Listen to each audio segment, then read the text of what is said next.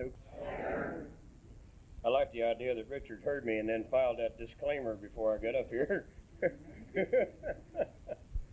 Anything you hear up here is my opinion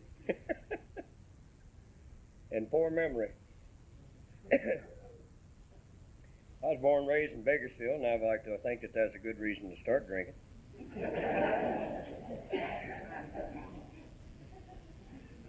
My wife was relieved to know that I was driving through this farm country after dark. Those that are guilty understand. I've always known that in AA. I love alcohol.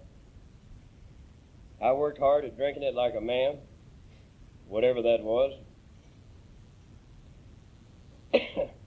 Had John Wayne syndrome, John Dillinger syndrome. I was caught between wanting to be a good guy and a bad guy, and usually accomplished both of them in any given day. And alcohol wasn't my problem. You know, I woke up in a meeting of Alcoholics Anonymous, 1957. I was in prison. I went to the meeting because I was sitting over on the yard, and I looked at the front gate, and there were some old women, looked like maybe 30, 31, 32 years old. I hadn't hit 22 yet. And they hit that front gate, and I looked, and, you know, you could tell what they was. I asked old boy, I said, what's going on over there? He said, that's an AA meeting. I said, how do you go to it? Well, you just go over. They got coffee, donuts, and legs with no hair. And I said, shoot. I feel like a meeting. And I went over there, and I sit down, and I looked, and I forgive them their age. Stress will do that to them, you know. And some old woman got up at that podium, and she began to tell on things about herself that a human being should never publicize. Never. She talked about failing as a hooker, and I thought, how in the hell do you fail as a hooker? You know, all you do is just lay there. What do you got? You know. And what has that got to do with alcoholism? And what am I going to identify with that? You know, I'm in those prisons and institutions. You ain't even going to get near my backside. You know, I don't play that. I'm fast. I'm very fast. Saved that little round brown for 21 years. They didn't get it, you know. And, you got to be real fast. She said that she would go to do her job, and she'd listen to a sad story and feel sorry for the old boy and not charge him. She failed as a hooker. And then I didn't ever relate to that. I thought this AA thing's kind of strange. You know? I'd been in for 2.5 years, and I'd have done most anything to sit there and smell perfume off a woman. A lot of our men had perfume on, but it's different.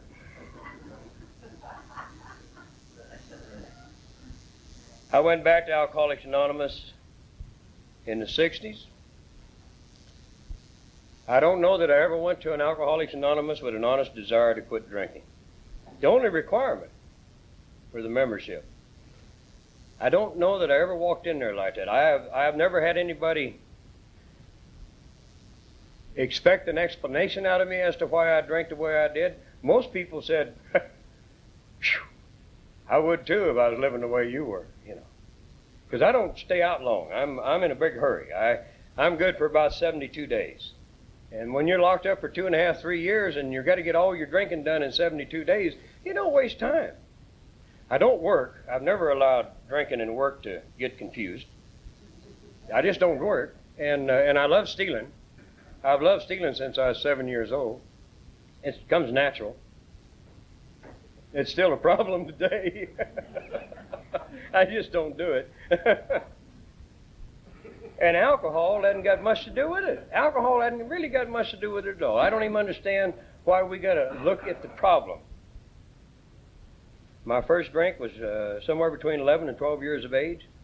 I was born in 1935, and that makes me 55 years old, October the 28th.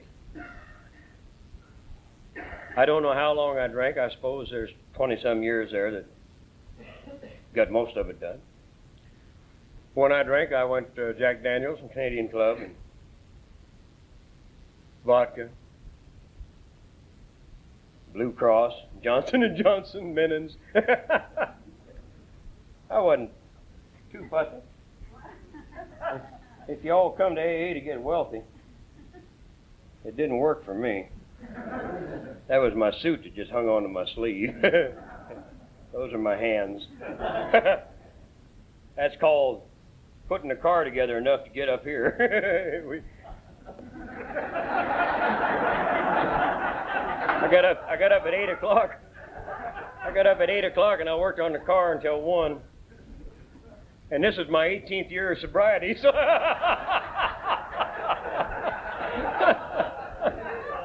I don't give you a lot of hope.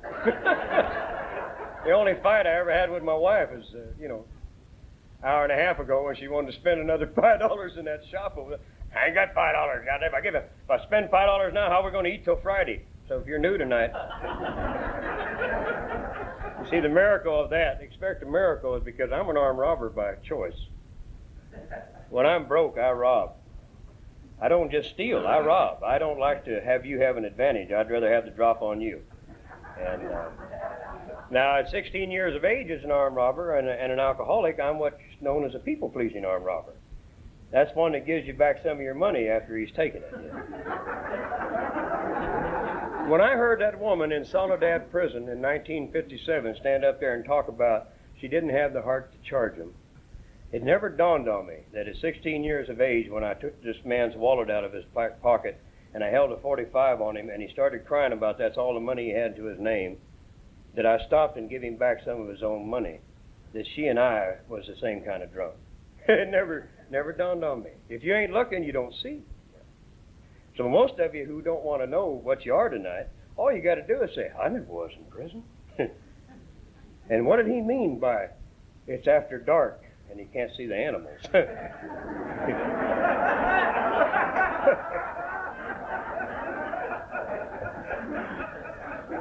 Now, if I ain't a drunk, I should have been. I walked to an Alcoholics Anonymous meeting in 1970, in Tarzana. I'd been rescued by a man who had come up to the prison that I'd been in, and he was on one of those panels. And I walked into the meeting, and I looked around, and I thought, beats count. Beats count time. Nobody in here is making me stand up and be counted before the meeting starts. That's nice. I like that. They're decent people. They don't seem to be a threat. I don't see any one of them that I can't take out. And they don't play by my rules, but if I don't get involved with their game, then there's no rules to exist. So I'll hang around a while. And I had no more of a desire to quit drinking than I did in 1957 when I walked into that meeting in Soledad prison. What I had was 21 out of 26 years confined. I had drank everything you can get your hands on in an institution because they just, quite frankly, it wasn't out of alcoholism. It was because there ain't no bars. I wouldn't have drank that stuff if I'd had a bar to go to. So I've already got that all taken care of. I know why I drank that kind of thing, and alcohol ain't the problem. And when I stood in that meeting and reached my hand out like that, because I don't want to not fit in. I am a people pleaser even as an armed robber. I want you to think I'm a nice guy. I don't really want you mad at me. If it's necessary to take your money, I'll at least try to do it in a clean fashion. Now, second step doesn't say that he will restore you to sanity. It just says he could if he wants to. He's got me a lot better than I used to be. A lot better than I used to be. I still love armored trucks. When the door flies open, it looks like a woman to me. I'm sorry. I'm sorry. It's just, But I don't act on it. No, I just look.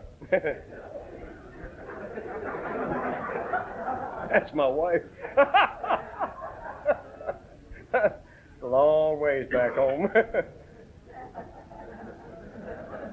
You put your hand out like that, and I got a black man on one side of me, and I got a gay man on the other. And I went, oh, I don't need this. Because you see, I don't do that. I don't do that. I'm not prejudiced. Not really. I don't care that he's black. It's just he represents a race that I don't trust. They tried to kill me in 1963. I was in Tracy prison, and they didn't just, it wasn't, gee, I think I'm under threat.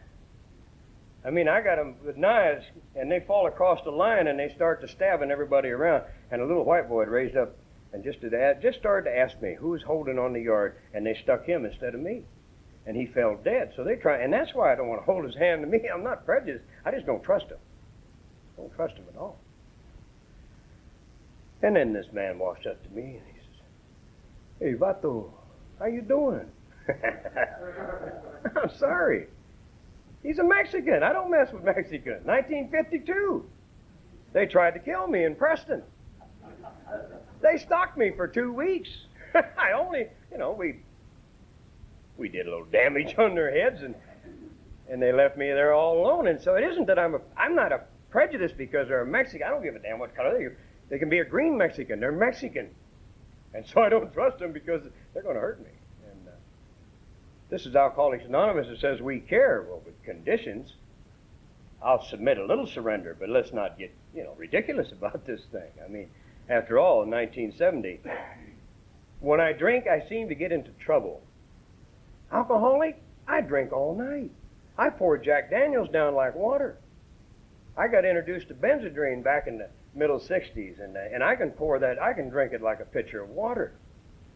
And then, unfortunately, sometimes I drink it, and it's a pitcher full, and nothing happens. And I don't quite understand that, but I'm not going to look at it because it doesn't happen that often. Once in a while, I can't even hardly get a sip down, and I lose the day. And that's probably because I was in prison so long. My mind is not functioning like everybody else's. And I go back to an AA meeting, and I listen to people stand up here, and they tell things. They tell things about this too personal, far too personal. You walk into a meeting, somebody comes up, and immediately they got their nose in your business. They walk up, they stick their hand out. I don't like contact. Females all right. I told you, I didn't give in there. I function quite well, thank you, sometimes. It's so rotten, Richard.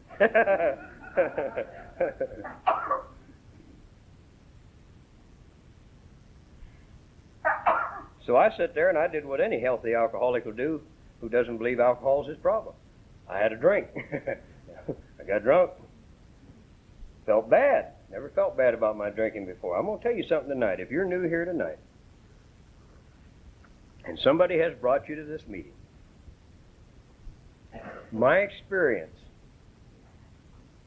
before I ever reached this podium, what you heard before I ever come to this podium, has nothing to do with me, is enough to have ruined your drinking forever. You will never, ever drink comfortably again. Now, that's a lousy, lousy trick to play on somebody. If they're just kidding, if they say, "Oh, come on, I just want you to come with me. It's nothing to do with you," they got you. You're done. It's either now, from this point on, every time you look at or think or pick a drink up, you are going to think, "Am I? Ain't I?" And you know what's really sad?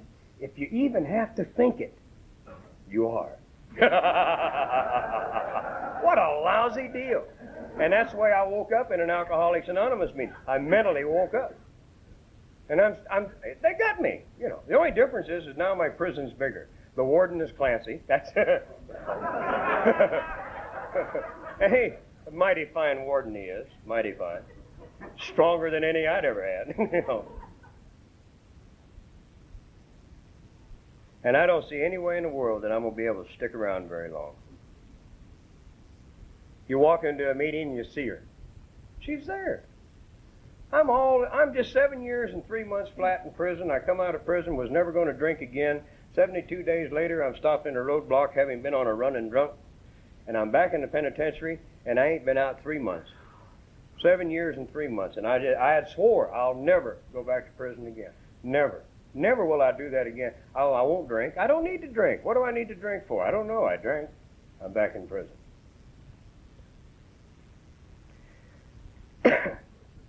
So 1972, having went back out, I guess 3 to 4 times, The friend of mine named walked up to me and he said, I said, Marv, I don't believe I'm an alcoholic. I really don't. I know I drink heavy.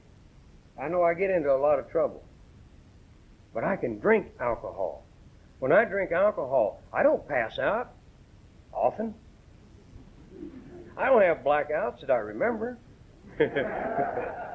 He said, if you don't believe you're an alcoholic, do what the big book suggests. Go drink. Claudia was standing there, red-headed, 5'1" or 2. Looked a hell of a lot better than Clancy. Clancy said, make a decision. This or her. I had no decision. He's bald-headed, hairy-legged, and male. I don't have to make a decision. We went off. Left him. Showed him. Shook my fist. I'd been out of prison almost 2 years. Just stumbling around AA already. Already I can tell. I don't need this stuff. I'm out now. I haven't been out since 1944. That long. My Lord. I'm out. A week later, she and I was sitting around drinking a little bit of this Lancers. I don't like to drink something I can't see what's in it. But she insisted. She's going to teach me how to drink like a gentleman. About 4 weeks after that, she's calling Rosie and saying, please do something. He's going to kill me. He's going to kill me. Because, see, I have only, if something scares me, I have to get control over it. If something threatens me, I have to get control over it. And the only way I've ever known is what you do in prison. You're violent.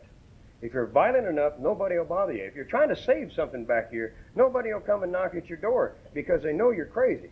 And they know you'll kill them. And they know you're violent enough and they want to leave you alone. And so I carried that into my life, into her home, and into around the people that I dealt with.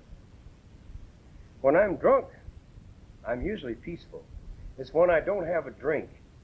It's when they're out of alcohol. That's when I get a problem. That's when the violence comes in. That's when I got to get control over the situation.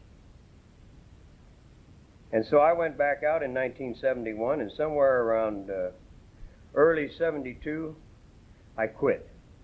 I quit drinking. She told me if I didn't, I'd have to leave the house, and that means my food. I don't work, you know, and I don't want to steal. I really can't. I've 21 out of 26 years. I don't have the ability to be locked up anymore. I am so tired. I am so tired. I have done so many things. If I go back again for another gun crime, I've got at least 12 to 14 years before I even get to a parole board. They're going to habitual criminal act me, and I'm just not going to. I just can't take it anymore. So I'm doing everything I can. I'm letting the woman take care of me. That's good enough. That's good enough. The trouble is she doesn't act right. I drink a little more than she wants, and she asks me those questions. And you have no right to ask me those questions. And so I respond with violence. And then she don't want me in her house because I'm violent. And then I make her feel guilty for causing me to act so violent. And only an alcoholic can do that, you know, male or female. You know. And I quit, and every day I quit, and every day it was started again. And I was to spend about the next 3 months, having been back out 2 or 3 months. And I walked into a meeting of Alcoholics Anonymous on Tuesday night, Ohio Street. It was our home group night in those years. It was 1972, it was the 13th of June, and this Mexican, one-eyed Mexican, walked up to me and said, "Hey, vato!" And it's Ramon, you know. I said, "What's happening, man?" He says, "How are you?" And I do what any drunk does. "Fine." He said, "Bullshit." I sit down in the meetings and I begin to listen because I had tried to quit drinking. I had never tried. I'd never had a desire to. And now I want to just try to do something so I don't have to drink anymore, so I don't have to take the chance of being locked up anymore, so I don't have to have my life so scrambled, so messed up as it is. And so I thought, I'll do this stupid program. And they started on me right away. Get a sponsor. I knew it was coming. That group is fanatical. They're terrible, terrible people. They walk up to you in the middle of the room. "Hi, how are you?" And then stare in your eyes. Don't stare in my eyes. I don't like people. Don't ask me how I am and then continue to look as though you think I'm going to lie to you. I'm going to lie to you anyway. Fine. How else do you expect me to act? Fine. You're not going to get my whole card. Show a sign of weakness, you're going to step on me. I know that. I know that, you know. And there's one of them queers over there. Now what am I going to do? Damn, wants to hold my hand during the Lord's Prayer? Your mama's going to hold my hand during the Lord's Prayer. I'll cut your heart out. Get away from me. And I tell Ramon's told me now that he's been in Walla Walla. Made a better Mexican out of him that way, you know, because if he's been where I've been, it kind of changes the color of it a little bit. And so now we're kind of becoming friends. And we're sitting around riding to a meeting where he doesn't drive. Clancy tried 3 times to get this man a driver's license. He's only got one eye to begin with. And he's a devil of an old man. He's just as mischievous as anybody can be. When he's driving down the street, if she's standing on that corner, he don't give a damn he's going 20 miles an hour and ain't got but one eye. He turns and looks at her. And he gets to the meeting and he's all banged up and he says, "Oh, you know, Vato, man, she looks good." I said, "Yeah, but you can't get your license this way." And he didn't care. So we ended up driving him everywhere we went. Driving where one day, see, I got a lot of secrets. I got these terrible secrets, and I can't let go of these secrets. They're devastating. They're terrible things. It isn't just armed robberies. I'm not, you know, if you've been a victim, then I ask you to forgive me. I am not guilty of those crimes. I paid A35-888, 17023. I paid for those crimes. As far as I'm concerned, I never was bothered with guilt with that kind of stuff. That didn't, because I went out and did my thing. If you caught me, I paid my tab, and then that's the end of the story, and that was it. But there were some other things. You see, the reason I don't like homosexuals around me, when I was 7 years old, I got held by my relative while the boy next door sexually bothered me. He molested me. And ain't no human being. When you walk into institutions at 9 years of age, and you stay there until you're 35 years of age, you have had to cover that track over and over and over. And the one thing I can't stand around me is the threat of something that might see me. And so I hurt him. I hurt him bad. I'm very violent with him. I've done a lot of damage to him. So I don't want him around me. And I get to AA meetings and it says, you got to extend your hand. The hand of Alcoholics Anonymous must be extended. How the hell do I extend it? I can't stand them. I can't trust those others. I'm not going to be able to be here very long. He's got a sense of humor. Ramon and I are driving to a meeting. I got 3 big secrets. Ramon says, "You know, Vato, I used to deal drugs." "Yeah, I know that." "I used to be a heroin addict." "Yeah, I know that." "I used to be a hitman." "I didn't know that." He says, "On the East Coast, you know, he says, I did a couple of things, and he says, I didn't really want to do them, but it was necessary to do them." And I got so caught up in what he was saying as he began to talk, and then as he finished, I stopped him, and I started to talk about 2 convicts that are dead. And then I talked about an old woman who died of a heart attack during a robbery, and nobody knew it. And I got a secret, and I've given him this secret, and we've exchanged this secret. And the lift is there. The bond between us is inseparable. It just can't be severed. It can't be. And the guilt and all the years of that crap suddenly has a place to go. It don't disappear. It don't disappear. I'm still bothered by the old woman. It's something I didn't want to happen. She didn't play the game. The convicts played the game. They lost, I won. It's that simple. To a point. She didn't play the game. And so I've carried that. He and I became very good friends. He's a wild old man anyway. Wild old man. He kind of became our spiritual example in our group. He could talk about God and I wouldn't get embarrassed for him. You know? I could hold his hand during the Lord's Prayer and not sweat. Now I got these other problems. Years are going by, I'm taking steps. You know, my sponsor, I got a sponsor named TC in those days. I had him until he moved out of the state. He's making me take all these steps.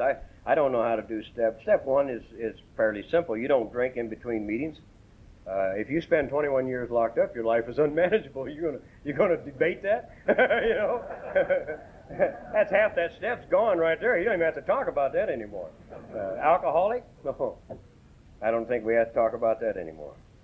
Second step, didn't know about that. You know, I held a 45 in a man's mouth. He told me he couldn't open a safe, and I held it in his mouth and cocked the hammer back until he could open the safe. And his eyes rolled up in his head, and he passed out on me, and I slapped him back awake and put that damn thing back in there again. I said, "You get it open." And when I got ready to leave, I took these dirty rags off this top of this safe, and I shoved them down inside of his mouth where the mud's starting to come out of here, and I tied the gag around his head. And I'm 19 years old, and I hog-tied him. You know, if any of you country farm people, you know hog-tie. You pass out there in a hog-tie, you're dead. You choke to death. It's got your throat to your ankles. You're bent over backwards. And I walked out there 19 years of age, and the only reason I wanted that money was so I could have a party. We just got out of the institution. It was party time. We were broke, and so we took the gun and we went out and got some money.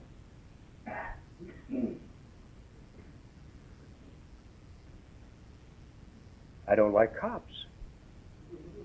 Cops don't like me. Bakersfield got all my business. Bakersfield don't even want to hear me on the road. They don't even want to know I'm coming down the highway. What happens? What does God do when he's got a mess like this? I'll tell you what he does. He puts you at a yard where everybody's playing baseball, and he runs this cop up on you. And this cop walks up to you and he says, "Hey, Don, how you doing?" "I'm doing fine, Billy. I need a sponsor, Don. I am not allowed to say no. My group has taught me in the 8 or 9 years now that I'm sober, I can't say no. I can't say, "Oh, I'm sorry, I don't sponsor policemen." I'll be drunk if I start doing that. What I have to do is look at him and say, "Sure, Bill." You know? And then I look up at the sky and "You're cute. You know, you're cute." And you sponsor Bill for 2.5 years, and by now I don't have a problem with policemen because I found out something. We're all the same. The woman that failed as a hooker is the arm-robbing kid who gave rebates. What's the difference? Hide a drink? I'll sit and mass drink hiding with you all day long. You drink in the penitentiary, I'll guarantee you hide your drinks. If you don't, you ain't got them. You know, it's that simple. Rubbing alcohol, I drink rubbing alcohol because I have to have a drink, and there ain't nothing else around. I don't drink rubbing alcohol because there just ain't nothing else around. I drink rubbing alcohol because I have to have a drink. It's the only way I am ever comfortable. It's the only time the stress is ever off of me. I am filled with fear. I am terrorized with fear every day I've ever been in an institution. Every prison I ever walked into, and not a man knows it. Not a man knows it in all those years that I know of. Because I'm there, I answer the challenge, always. I answer the challenge. I keep my mouth shut, I don't stool, and I walk quiet. And now I'm in Alcoholics Anonymous, and I have to develop the opposites. I have to change. How am I going to change? 2.5 years of sponsoring that cop, that took care of that one. Help a newcomer girl. That'll change you. Especially when they get pregnant on you. Sneaky.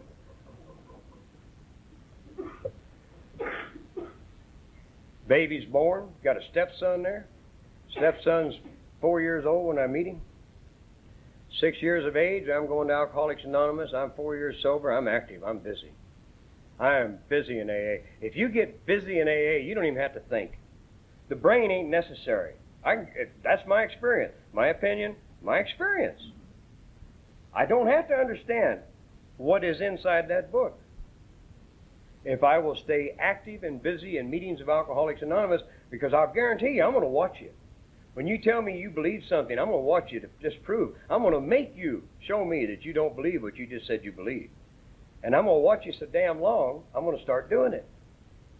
And it's contagious. We were talking on the phone today when I called Annie to tell her I was coming up. She said, "You ever notice how people out of that group, Clancy's babies, they kind of sound like him?" I said, "Well, yeah, I suppose they do. They kind of emulate." And there is a lot of truth in that. There's a lot of truth in that. I am from nothing. You want to hear what? No, you don't want to hear what I used to sound like. They're all double syllables. Yeah. I don't know. I don't think I'm too country to sound like Clancy. He's bald-headed and ain't got no hair on his legs. And I don't know that it holds true in all together. But I started becoming the people around me. Dennis was there. Dennis I've known for a good many years, and his whole goddamn family. You know, he's surrounded with alcoholics. No matter, the guy didn't stand a chance. And I stand in the room one day, and this guy walks up to me, and he says, "Hey, Don, can I talk to you a minute?" I said, "Sure, John." "I need a sponsor." I said, "Sure, John." And he walks away. "You're cute." I told John, I said, "I'm going to tell you, there's only one way I'll see John's gay. And I don't play that. How am I going to help him? I don't know nothing about that crap. I got one big secret, and I ain't going to let this fool come along and make me take that and question myself." If I hadn't been questioning myself all those years, I would have been defending myself all those years, right? Well, it says in fine print. So I told Johnny, I said, you call me every day. If you miss one time, you get another sponsor. I'm cold. I'm a mean sponsor to Johnny. And I went home that night and I said, yo, don't call. Don't call. Called me every day. Every damn day. I roll over in the bed and I sit there and wait. That sucker's 10 minutes late. And happy. And gentle. And loved Alcoholics Anonymous. I mean, when we get on the phone, he didn't sit and tell me, oh, they looked at me funny last night. He'd already got past that stage. That was his first year, I guess. I don't know. He'd get on there and tell me, God, he said, I met some great people last week. And then one day he got on that phone and he says, oh, I met a great guy last night. No. I have one thing I always do before I communicate with any other alcoholic or at a podium. I always ask God to give me the right words, and it's His fault. No matter what comes out, it's His problem. And Johnny called me with that, and I said, oh my God, what am I going to tell this fool? He ain't talking about a woman. This is two men. I don't play this crap. We'd had a problem, you see, when Johnny, I'll back just a little bit. When Johnny read his inventory to me, I took him out like my sponsor did. We drove Pacific Coast Highway back and forth till we got this thing read. And at the time he was going to read it, I thought, what am I going to do with his degradations he's going to bring me? Because, see, I don't have any understanding of that crap. I got ripped off one damn time in my life. That wasn't by my choice. 7 years of age, I ain't got no control over that situation, and I know it. I have stood strong for 20-some years. Now, what am I going to deal with this man? How am I going to take those degradations he's going to talk about and give him identification? Because he's going to talk about sex acts that I don't play. And I found out a strange thing. Johnny's degradations had nothing to do with his sexual actions. They had to do with his shortcomings. They had to do with his inadequacies. They had to do with his failings. They had to do with all the dreams that he planned and couldn't get them done. They had to do with relationships that he couldn't maintain a decent relationship. It wasn't tied together with the other. That was a strange thing. But as he was telling me some that did bother him, some of his actions, I stopped him and I said, I wanted to help the guy. Because, you know, I know I got a strong stand on homosexual. I don't play it, I don't believe in it, it ain't right, and I had all these opinions. And then as John's talking, all of a sudden this vision come back to me. It wasn't a vision, it was a memory. And I was 18 years old, and I was doing a year in a county farm. We were up in the mountains, and the only place to hide the wine, the homemade wine, was in the hog pen. And so I had my gallon of wine stashed up there in them hog pens. And I went up to the top of the hill where the hog pen was and tasted that wine that had turned. It was alcohol. It was good. I rolled me some down and looked out across the hills, and the green got greener and the trees got treer and the hills just rolling. And God, man, it's just you know that when it's working. When it's really working, and you put it in and you feel the glow, and it glows down to your toes and comes up the back of your neck, strokes you like a lady's hand. You know, it just I'm locked up almost a year. I mean, I'm ready. I want to suck everything I got in this jug down. I looked over and that hog winked at me.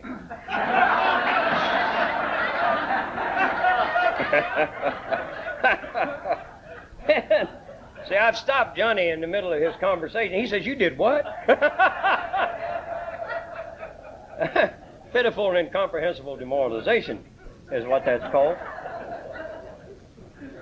The secret that I had, though, was what I had to give to my sponsor. The secret was that I didn't feel guilt about it until people found out. I kind of liked it, Keith.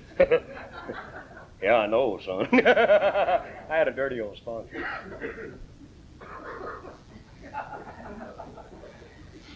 Every time my son would walk into the room and put his arm around me, I'd have to jerk him away and push him away.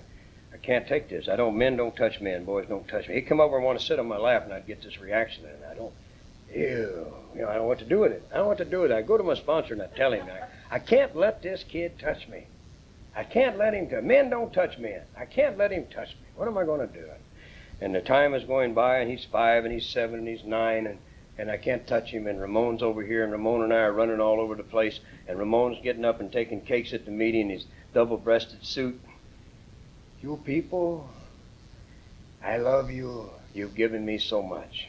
And I'm down there with the tears blowing out of my eyes. I don't get, talk about my tears. Come on, punk, talk about my, you know, I'm crazy now. I'm just, he could, but he ain't done it.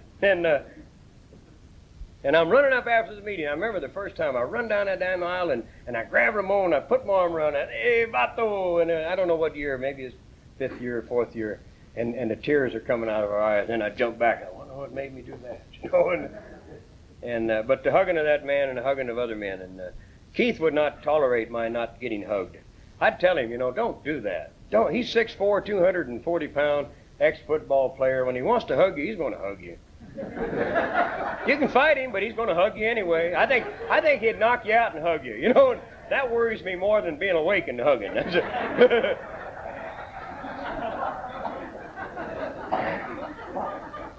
The day came when I could walk up to my son, and I went to my sponsor, and he said, well, what bothers you about hugging your son? I said, it's just that, it's the thinking. It's what it, I worry about it. I'm not a good person, and I worry about when I feel something, because what happens is when he comes up and hugs me, I get this warm feeling in my gut. And I get this warm feeling in my gut at special times, and it's not healthy. It's just not healthy. And he says, well, why don't you do this? When you go home tonight, when you walk up to Michael, stand beside him. Pull him over to your hip and hug him to your hip like that, and then tell him you love him. And then turn loose of him and walk away. Well, you know, 9-year-old kid, 10-year-old kid, when he ain't been getting any love at all, and you give him that first hug, he wants more. And he turned to grab me, and oh, God, you know, and it's all right. You know, and it's all right. My son's just gotten out of the Navy. Good timing, good timing.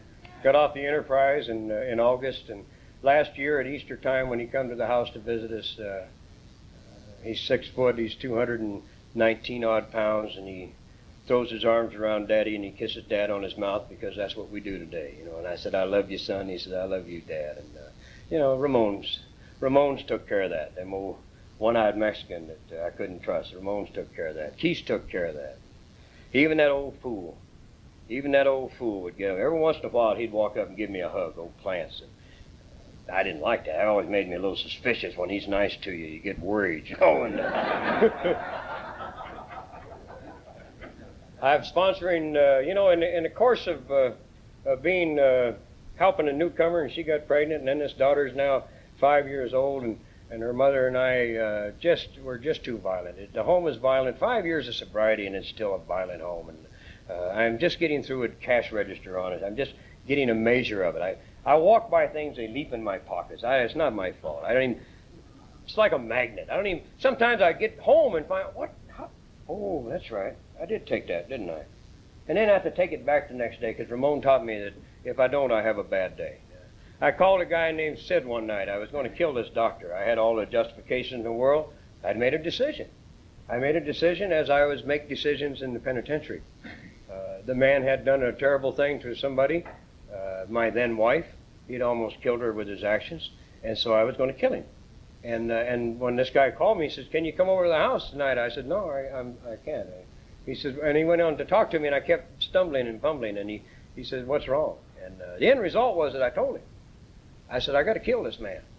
Now, I know in my own mind, the minute I tell somebody that, the odds are it ain't going to happen, because I'm a convict. I'm a thief. The minute you tell your business, you can't perform your business because you've already put it on the street.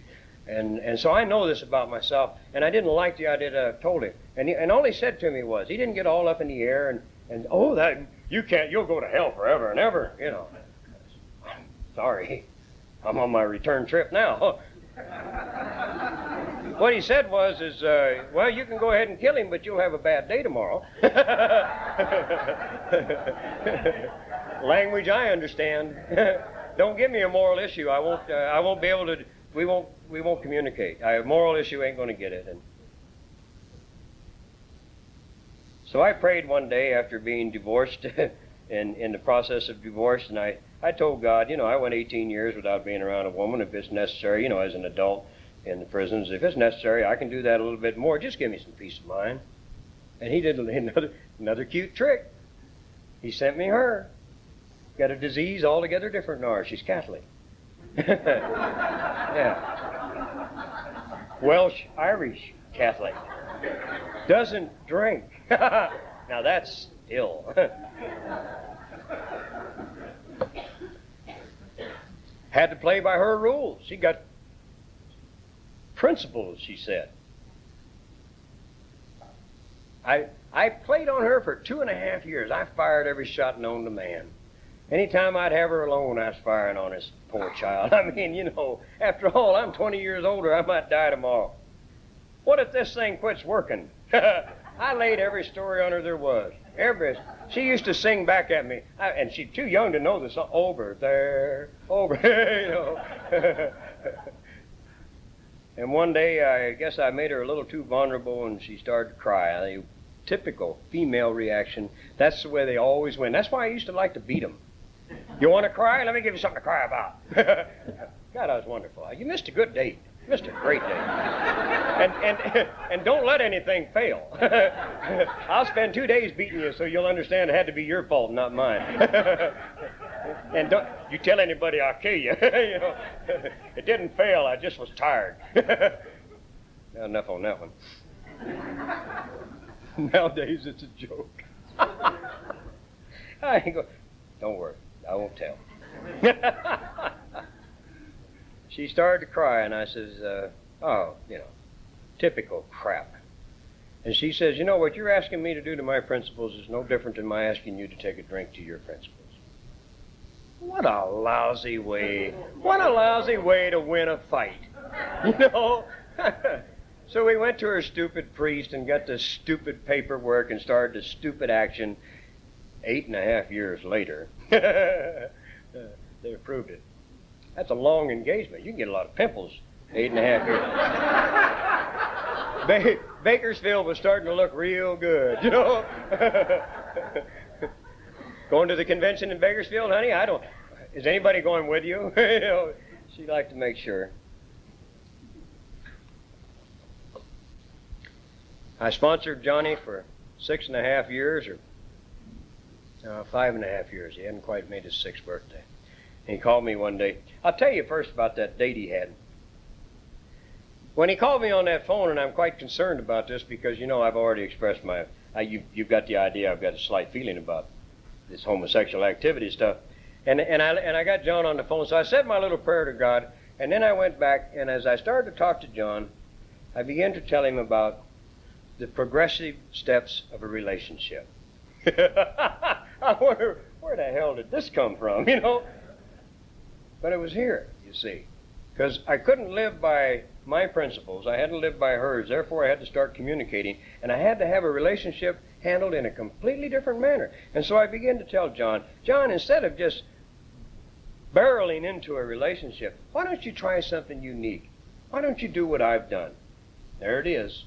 Example by my own experience. Didn't know I could find it that would fit him, but what the hell, we'll try it. Why don't you just be friends for a while? And then if you find you like each other, go together for a while. And if you like that, get engaged. And then I didn't know where to carry it. But I got him to that point, and he dropped the engaged and he dropped the other, and he says, I never thought of that. He says, I'll work at it as a friendship in the beginning, and let's see what happens. And then I waited. I waited like a month, waiting for the news. Yeah. How am I going to explain to Clarence that I got to be the best man at the first homosexual gay marriage in West L.A. in Alcoholics Anonymous? And so finally I couldn't take it anymore. I went to John. I said, all right, John, well, tell me. He said, what? I said, you called me a month ago about that relationship. Oh, he says, hell, that was gone the next week. So I quit trying to worry about John's sexual preferences. If you really want to start thinking about taking somebody else's inventory about sexual preferences, there's a line in the big book that covers that. You may not know it does, but I found out it does. It says contempt prior to investigation breeds ignorance. Unless you want to get real funny and do the same thing, you best leave it alone. I'm not going to investigate. And Johnny called me one day and he said he had AIDS.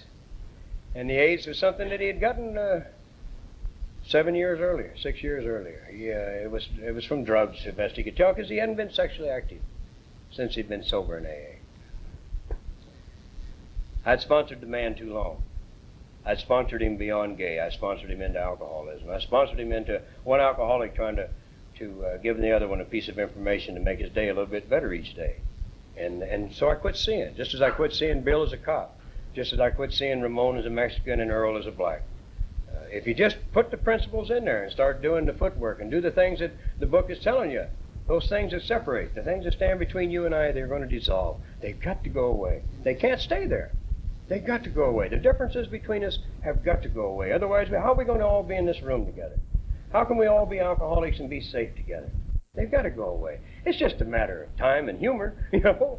It really is. He'd had this AIDS for a while, and it was our anniversary. And I got a call, and they said, you better get over to the hospital. I don't think John's going to last more than about another hour. We walked into that hospital bed, and he's got spinal meningitis. He's got cancer up in his gums and his body, and he's dying. He's dying. He's got all the diseases that are coming with this. It's a horrible, horrible damn. I don't wish that kind of death to anybody. I sat down there on the bed beside him, and I didn't know what to do. There's a little bit of fear. I'm not even sure how to touch the man. And he looked up at me, and he said, would you do me a favor? And I said, what, John? He said, would you hold my hand? Well, you know that crap has got to be gone. The differences between us has got to be gone. I got to not see him as homosexual. I got to not see him with my fears, my memories, my inadequacies. I got to not see him with that. I got to just see him as an alcoholic. I have a piece of information for him. I have never had AIDS, so I can't give him that experience. I've never died. I've come close a couple of times. I can't give him that experience. But I have something else. I know fear. I have walked through prisons and institutions and riots and been shot at by cops. I have had all the violence in the world around me. And I've done it all filled with, terrorized with fear that I had to overcome in order to function and survive. And so what I did, we started working on the fear that night. And Johnny didn't die that night. In fact, we all got to talking so much. My wife was there. I spent a half hour. It turned out what he thought was his spine breaking was a convulsive muscle in the center of his back. And when I was in the penitentiary, I used to lift weights. You wouldn't know that today. And I dropped my weight one day and caught it wrong, and it wrenched this muscle in the back. And every once in a while, I get a knot back there that big. And so I'm sitting there telling John has had morphine poured in him. They're coming in to give him some more. And I said, Johnny, what's that lump in your back? And he said, I don't know. He said, I can't take the pain. I can't take the pain. I said, well, if you're in that much pain, a little bit more won't hurt, will it? And I rolled him on his side, and I began to massage that lump in his back. And I forgot about the fluids, and I forgot about the disease. And I worked on that knot. And that woman sat there at the foot of the bed, and it took us about 30 minutes. But about halfway through, he says, Don, I think it's beginning to leave. He wasn't dying. He had a goddamn muscle convulsion, And I'm these aren't healing hands. Look at them. My car is not healed, I'll guarantee you. I'd like to hustle you for a few bucks to think I could heal you. But I can't do it because I'll have a bad day tomorrow, so we won't work on that.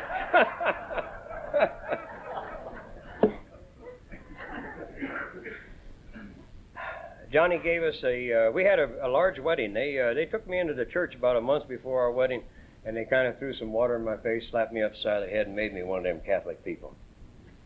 And then they brought me in there, and I made Clance be my best man, and you ought to have seen him grunting every time he had to hit his knees. We had a full mass for our wedding. I took my first communion during the wedding ceremony. I even seen his eyes wet once. He won't cop to it, but they was. It might have been from the pain in his old knees, but I had him. There's about 400 and some people there, and the wedding cake for that wedding was a gift from John. And it was the most beautiful thing in the world. It really was. John was a very gentle man. Johnny died.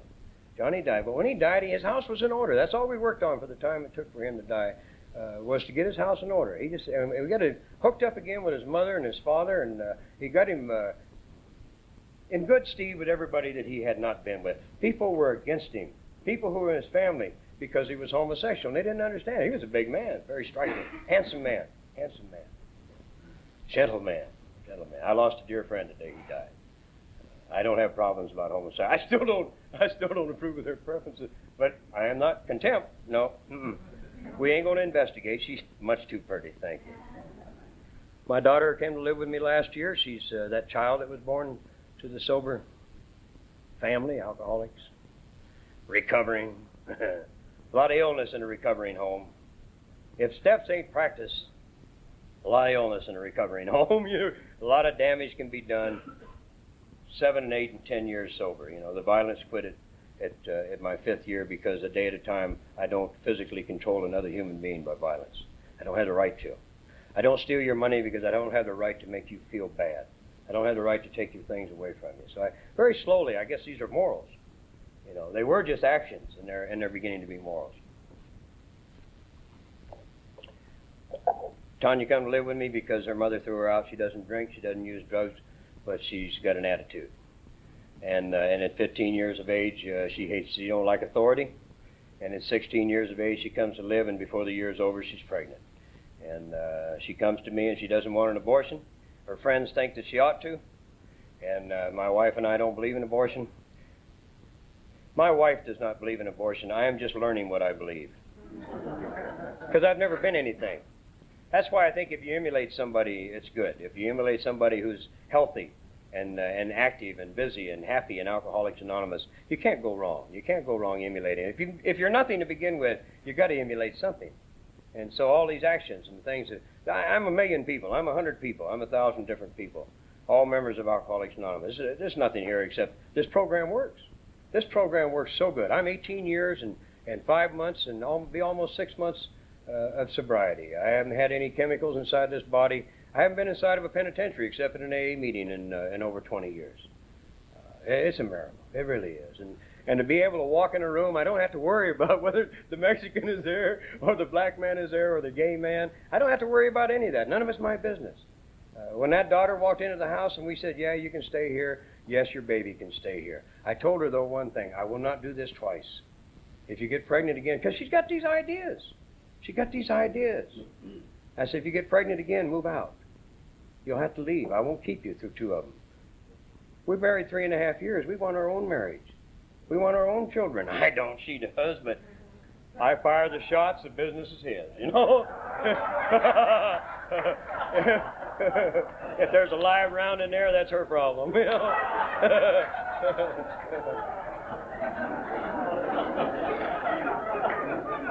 I grow very close to people.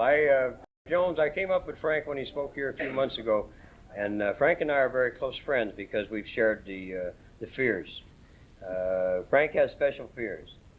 They're odd. He has special talents. And Frank left for the Saudi Arabia thing this morning, if you didn't know that. And, he left there because that's what he does well, and that's what he wanted to do. That's what he wants to do. His company was pulled, and he thinks he'll do a good job because there's a lot of youngsters over there that don't have the experience and they don't know what to do. We were talking about that a little earlier. And Frank has experience, and he has talent, and he has the ability. And so he hopes that as an alcoholic and a member of Alcoholics Anonymous, he can make a difference there. And as a Marine and a soldier capable of doing what Frank does well, he hopes he can make a difference there. The trouble is you tell him, and you're dead meat. Trouble is, I love Frank. He's a beautiful friend. And I have a prayer I do every morning, and in that prayer there's 9 people. And it's my amends for the 3 dead is to try to be gentle as I can. I'm not good at it. I'm a violent man verbally now, not physically. I try to be gentle to other people. I try to be kind to someone who's maybe even being hostile at me. I try to be.